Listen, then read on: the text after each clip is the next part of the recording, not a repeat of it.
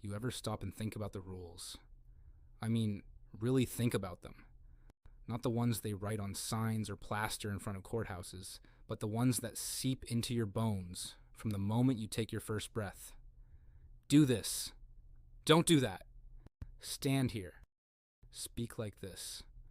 Believe what we tell you. And above all, never, ever question why. That's the unspoken commandment that runs everything, isn't it? Never question why. The world they've built, the one we're all born into, doesn't want you asking questions. It wants you compliant, docile, a perfect little cog in their perfect little machine.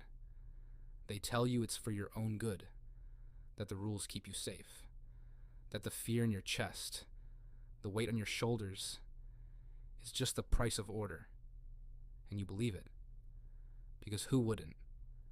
From the moment you can speak, they hand you a script, a story, one that tells you where you came from, who you are, and where you're supposed to go.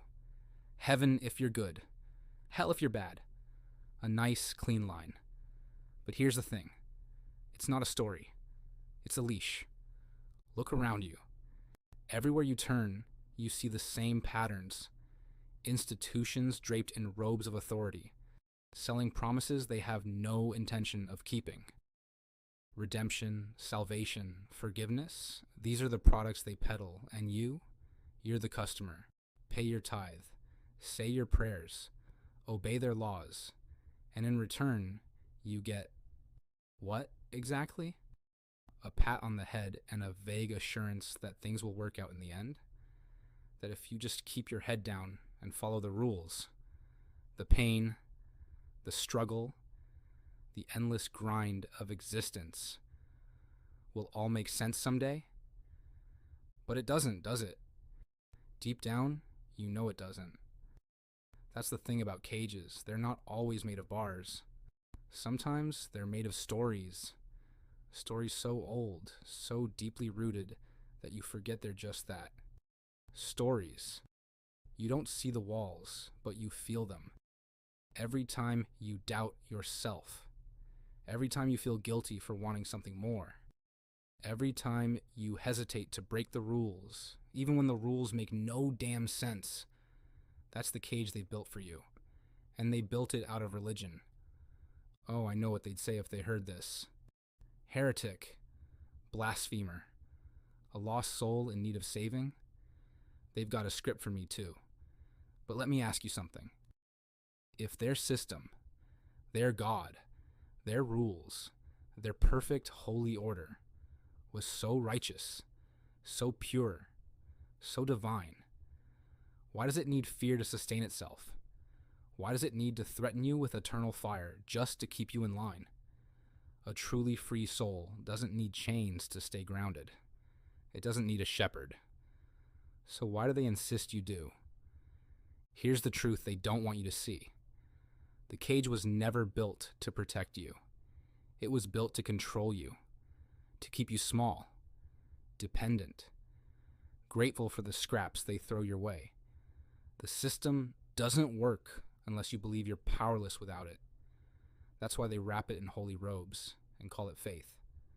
Because faith is harder to question than fear. Fear you can overcome. But faith gets inside you. It convinces you that the bars of your cage are there for your protection, that the walls keeping you in are the only thing keeping the darkness out. But what if it's the other way around? What if the walls are the darkness? What if the cage isn't protecting you from anything, but keeping you from everything? What if the fire they've been warning you about isn't waiting for you in some distant hell, but burning inside you right now, begging to be unleashed? Think about it. Every great change, every act of defiance, every rebellion against tyranny, it all starts with someone who refuses to play by the rules. Someone who looks at the leash around their neck and says, "No more." That fire, that spark of rebellion, is the very thing they've been trying to snuff out in you since day one. They tell you it's dangerous, that it leads to sin, to ruin, to damnation. And maybe they're right. Maybe it is dangerous. But freedom is dangerous. Truth is dangerous. And isn't that what they're really afraid of? That you might see the truth.